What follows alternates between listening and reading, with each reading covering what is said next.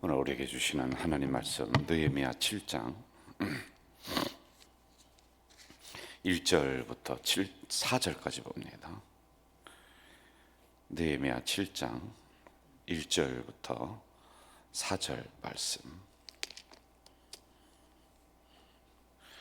우리 한 목소리로 읽도록 하겠습니다. 성벽이 건축됨에 문짝을 달고 문지기와 노래하는 자들과 레위 사람들을 세운 후에 내 아우 하나니와 영문에 관한 하나냐가 함께 예루살렘을 다스리게 하였는데, 하나냐는 충성스러운 사람이요 하나님을 경외함이 무리 중에서 뛰어난 자라.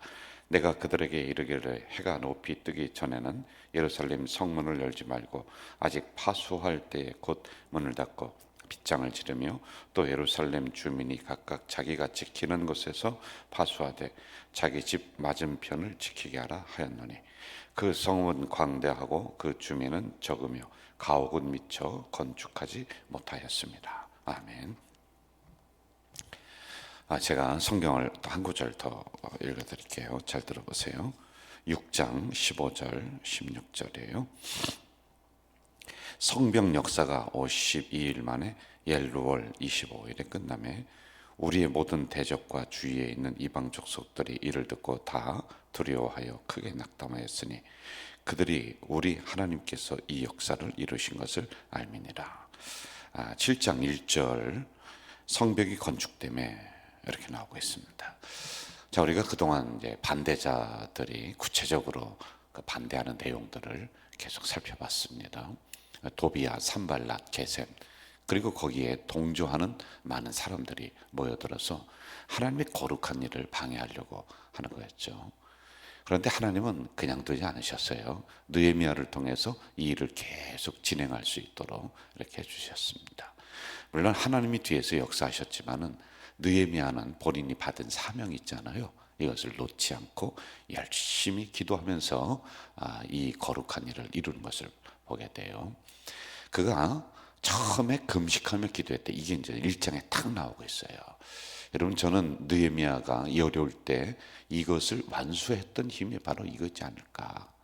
그것도 사람이기 때문에 계속 반대자들이 와서 음해를 하고, 그리고 방해 공작을 하고, 그러면 여러 가지로 지칠 거예요. 그리고 간혹가다 이런 생각도 들어요. 이게 진짜 하나님의 뜻이 맞는가 아닌가, 이런 궁금함, 의문, 이런 부분이 일어날 수가 있거든요. 이런 교회를 섬기다 보면은, 우리 교회야 그런 일이 없습니다만은 좀 많은 교회들이 이제 어려움을 많이 겪어요. 목사님들이, 그리고 성도들도 어려움을 많이 겪어요. 근데 왜 그러냐면요, 목사님과 지도자들 간에 충돌이 일어나는 경우가 있습니다. 그럼 가만히 얘기를 들어보면은 그 교회가 100명이다. 99명이 목사님을 반대하고 막 그러는 게 아니라 한 2명, 3명이 계속 어렵게 해요. 계속요. 그러면은 그것 때문에 큰 분란이 일어나고, 그것 때문에 교회를 사임하는 경우가 있더라고요. 그러니까 이렇게 그 어드바이스를 좀 하고 할 때가 있는데, 아니 여기 잘하는 사람, 응원하는 사람이 한 8, 90%가 되는데 이 사람들 보면서 나가면 돼. 근데 그게 이론적으로는 맞아요. 근데 실제적으로는 맞지가 않아요. 이론적으로는 응원해주고 믿어주는 사람이 더 많아요. 그런데 이 사람들만 쳐다보면서 목회를 하면은 잘 될 것 같고, 뭐 그래도 힘이 날 것 같고, 그런데 실제적으로는요, 그렇게 어렵게 하는 사람들이 눈에 더 밟히는 거예요. 그것 때문에 마음이 더 힘든 거예요. 그래서 100명 전체가 아니라 1명, 2명, 3명, 이렇기 때문에 목회자들이 또는 사람들이 서로 어려워하는 거지, 모든 사람이 나를 다 싫어하기 때문에 그렇다, 그건 아니란 말이죠. 이렇게 조직적으로 하나냐, 산발랏, 도비야, 그리고 산발랏, 게셈, 이런 사람들이 조직적으로 계속해서 어려움을 주니까 느헤미야라고 하는 사람도 여기에 흔들릴 수밖에 없었다라고 하는 것이죠. 그런데 그는 그럴 때마다 하나님의 성전에 가서 금식하며 기도하고 무릎 꿇고 기도하고 하나님의 뜻을 또 찾고, 이것을 반복하면서 이 어려움을 이겨나가는 것을 보게 됩니다. 그리고 드디어 7장에 와서는 성이 건축되었다. 이렇게 나오고 있습니다. 참 얼마나 감사했겠어요. 두 가지가 이 안에 있었을 것 같아요. 하나는 사명감을, 내가 이 사명을 완수했다라는 인간적인 뿌듯함도 있었을 것 같아요. 그리고 또 하나는 하나님이 여기까지 나를 도와주시고 이 역사를 도와주셨구나라고 하는 감사함이 이 느헤미야에게 일어났을 것 같다라고 하는 겁니다. 자, 우리가 2절로 가면서 과연 느헤미야는 이것만 있었는가? 또 다른 요소는 없었는가? 또 한번 좀 찾아봅시다. 2절을 한번 좀 같이 볼까요? 시작. 내 아우 하나니와 영문에 관한 하나냐가 함께 예루살렘을 다스리게 하였는데 하나냐는 충성스러운 사람이요 하나님을 경외함이 무리 중에서 뛰어난 자라. 아멘. 자, 여기 보면은 이제 하나냐라고 하는 사람이 나와요. 이렇게 반대하는 사람들도 있었지만은 느헤미야 옆에 있어서 충성스럽게 그 일을 꾸준하게 도왔던 사람들이 또 나오고 있습니다. 그 느헤미야 마지막으로 가면서는요, 그 사람들의 이름을 다 기록을 해놓고 있어요. 아주 구체적으로 기록을 해놓고 있단 말이죠. 하나님에게는 두 가지의 아주 큰 장점이 있었어요. 첫째는 위인이 충성스러운 사람이었다. 그의 성품이 그랬다. 그의 성격이 그랬고 그의 태도가 그랬다라고 하는 거예요. 여러분, 충성이라고 하는 것은 한 몇 가지의 뜻이 있는데 사람이 진실했다는 거예요. 그리고 사람이 예나 지금이나 변함이 없었다라고 하는 것입니다. 그리고 또 하나는 변함없이 그 일에 그 자리에서 꾸준하게 일을 했다라고 하는 거예요. 충성이라고 하는 단어는 성경에 굉장히 많이 등장을 합니다. 맡겨진 사명을 그 한 사람만이 그 일을 감당하는 것이 아니라 그 주변에 충성스러운 사람들을 하나님이 붙여주세요. 그래서 그것을 이루게 하시는 이 역사, 그러니까 혼자는 아닙니다. 그래서 여러분 이 단어를 꼭 기억하면 좋을 것 같은데요, 함께, 우리라고 하는 이 단어예요. 하나님은 저 혼자서 가져질 교회를 이루도록 하지 않으셨어요. 성도님들을 허락하셨어요. 그래서 우리는 함께. 저는 이왕이면은 우리 성도님들도 이 하나냐처럼 성경에 기록되기를, 그 사람은 충성스러운 사람이었다, 이렇게 기록이 되면은 참 좋을 것 같아요. 하나님이 보실 때, 교회가 볼 때, 성도들이 볼 때, 또 죄송합니다, 담임 목사가 볼 때 참 충성스러운 사람이다. 그 일을 감당할 때나 또는 그 일을 이제 다 완수해서 예를 들어서 회장직이 끝났을 때나 예나 지금이나 변함없이 충성하는 인물이다 라고 하는 거예요. 그리고 이 사람에 대해서 어떻게 기록했느냐 하면은 2절 하반절을 한번 좀 봐요. 제가 다시 볼게요. 하나냐는 충성스러운 사람이요 또 하나님을 경외함이 무리 중에서 뛰어났다, 이렇게 나오고 있어요. 여러분, 하나님을 경외했다.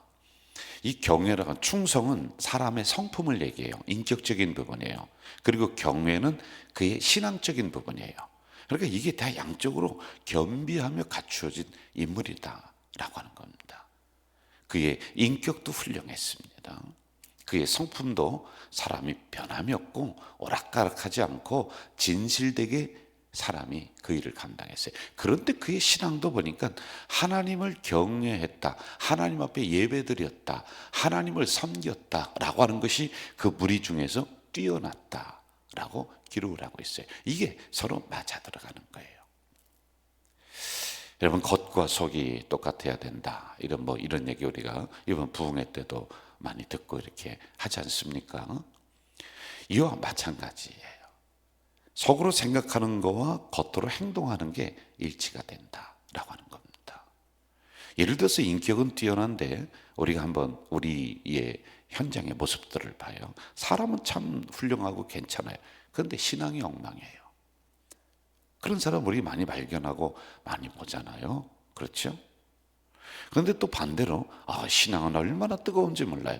그런데 사람이 됨됨이가 안 돼 있는 분들이 있어요. 그런데 그렇지 않은 사람들을 저는 더 많이 보게 돼요. 우리 같이 교회를 섬겨나가는 많은 분들 보면은 인격도 괜찮아요. 많이 배우고 안 배우게 문제가 아니에요, 여러분. 그걸 얘기하는 게 아니에요. 사람의 성품이 참 온유하고 진실해요. 그런데 신앙도요, 보면은 늘 예배 중심이에요. 늘 교회 중심이에요. 늘 목회자를 위해서 기도해줘요. 이게 신앙도 참 많은 사람들이 위에 뛰어난 이런 분들을 만나면은 얼마나 반갑고 얼마나 좋은지 모르겠어요. 저는 우리 가족 공동체가 이렇게 좀 맞아들어가는 균형이 잡힌 우리 성도들, 하나냐와 같은. 그래서 느헤미야 옆에서 그 한 사람이 10,000명을 감당하는 10,000 대군을 얻은 것과 같은 그러한 든든한 마음으로 이 사명을 감당하게끔 하는, 그렇게 또 다른 누군가를 세워주는 우리 성도님들 다 되기를 주 이름으로 축원합니다. 그러니 1절에 성이 완공되었다, 성전이 건축되었다 라고 하는 이 단어가 나오는 거란 말이죠. 자, 4절로 한번 좀 가봅시다. 4절 마무리하면서 갑시다. 시작. 그 성읍은 광대하고 그 주민은 적으며 가옥은 미처 건축하지 못하였음이라. 이렇게 나오고 있습니다. 자, 3절 이 부분도 한번 보고 가는 게 좋을 것 같아요. 제가 읽을게요. 내가 그들에게 이르기를 해가 높이 뜨기 전에는 예루살렘 성문을 열지 말고 아직 파수할 때에 곧 문을 닫고 빗장을 지르며 또 예루살렘 주민이 각각 자기가 지키는 곳에서 파수하되 자기 집 맞은편을 지키게 하라 하였노니. 3절에 있는 내용은 이러한 부분입니다. 성이 완공이 됐습니다. 그러면 그것을 지키는 역할도 중요하다. 자, 이렇게 생각해 볼까? 우리가 예배당을 건축을 했어요. 건축을 하고 난 다음부터 우리는 계속 보수하는 거예요. 쓸고 닦는 거예요. 그냥 건축해 놓고 뒷짐 짓고 야, 이제 우리 모든 것을 다 했다라고 하는 그때부터 하나님의 성전은, 하나님의 예배당은 계속 퇴락하게 되어 있습니다. 눈에 보이는 건물도 그런 거예요. 제가 제 방에 이렇게 하나 써서 늘 붙여 놓은 게 있었습니다. 지금은 이제 다른 것을 이렇게 하는데, 제가 그런 좋은 문구들 있으면은 붙여 놓고 늘 마음을 다잡는 그런 것들이 있어요. 거기 보면은 당신의 성공이 당신의 발목을 붙잡을 때가 있다라는 그런 내용이에요. 이제 내가 성공했다, 이제 이만하면 다 됐다 라고 하는 즉시 그 인생은 다시 고꾸라지는 인생으로 갈 가능성이 많이 있는 거예요. 자, 이들이 이제 성전이 완공이 됐어요. 건축이 다 됐어요. 야, 너무 감사하죠. 여기까지 온 것도 얼마나 하나님의 기적의 역사입니까? 라고 하면서 그때부터 곡괭이 놓고 그때부터 창 놓고 이게 일을 다 끝냈다라고 한다면은 아마 기다렸던 적들이 와서 그 건축됐던 성 다 무너뜨리고 이럴 때 전쟁이 났을 가능성이 많습니다. 그런데 느헤미야는 굉장히 지혜로운 사람이었어요. 지켜라. 문을 너무 일찍 열지 마라. 끝까지 파수해라. 끝까지 너희들은 파수꾼의 역할, 이 성전 건축한 것도 중요하지만 지키는 것도 중요하다. 이걸 가르쳐주고 있는 거예요. 신앙적인 부분으로 한번 우리 가져와 봅시다. 여러분, 은혜 받는 거 참 중요해요. 그런데 은혜 받은 걸 유지하는 것, 지키는 것 굉장히 중요한 부분들이죠. 말씀 받는 거 우리는 참 좋아요. 그런데 그 말씀을 내 안에 어떻게 실천해 가느냐, 이걸 지켜내는 게 참 살아있는 신앙이에요. 진짜 믿음이란 말이죠. 이러한 부분들을 오늘 여기에 담아놓고 있는 겁니다. 그리고 4절에서는 가옥은 오히려 건축하지 못했다. 내가 지금 살고 있는 집은 손을 못 봤다. 이런 부분이에요.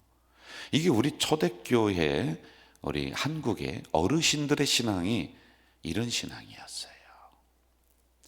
우리 집은 미처 손보지 못했지만은 하나님의 교회가 우선이었단 말이죠.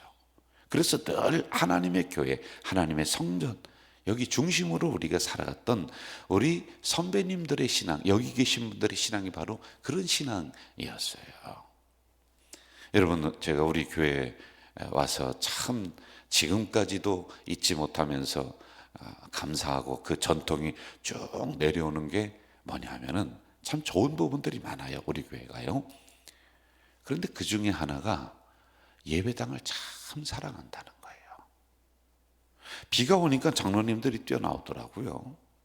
막 태풍이 몰아치니까요, 그 바람을 뚫고 장로님들이 나와서 어디 교회 예배당 지붕은 날아간 데가 없는가, 어디가 새는 데가 없는가, 이걸 늘 돌아보는 이런 부분들이 우리 교회에 쭉 흘러오더라고요. 그런데 그렇게 나오지 못한 분들도 교회를 위해서 태풍을 때나 큰 비바람 칠 때는 늘 염려하면서 이렇게 교회를 사랑하는 거예요. 참 이런 부분이 우리 교회 좋은 전통으로 지금 흘러오고 있단 말입니다. 그리고 교회가 늘 정갈해요. 늘 깨끗해요. 그렇다고 여러분들 집에 뭐 그냥 추하고 청소도 하지 않고 있는 그대로 있으면서 이렇게 하라는 얘기가 아니에요. 아주 집안도 신방 가보면 아주 정갈해요. 그런데 우선순위가 교회였다, 성전이었다 라고 하는 거예요. 여러분, 저는 이러한 전통들이 성경에서 나온 전통이다. 오늘도 보세요. 자기들의 집은 가옥은 건축하지 못했다, 손도 미처 못됐습니다. 그럼에도 불구하고 하나님의 교회가 먼저였어요. 그러니까 거기 있는 걸 잘 보수를 하고, 그리고 나서 이제 본인들의 가옥이라든지 무너진 곳이라든지 이렇게 손을 대는 우선순위의 문제를 가지고 여기 기록을 해놓고 있는 거예요.